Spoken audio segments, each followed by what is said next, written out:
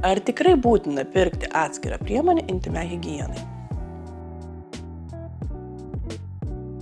Iš esmės ne, bet intymios higienos priemonė turi atitikti tam tikrus reikalavimus.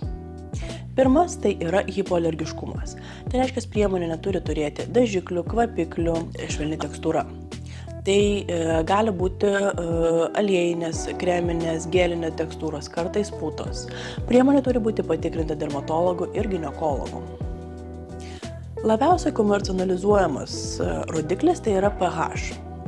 Tai mes žinome, kad vaikų, vyrų, brandesnio amžiaus moterų pH lytinių organų srityje yra toks pats kaip ir kūno. Vaisingo amžiaus moterų lytinių organų pH yra rūgštinis.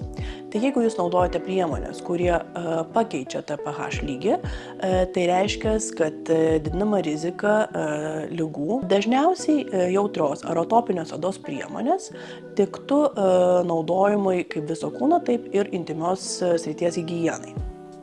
Moteriams galėtų būti papildoma naudojama priemonė intymiai higienai su rūgštiniu pH.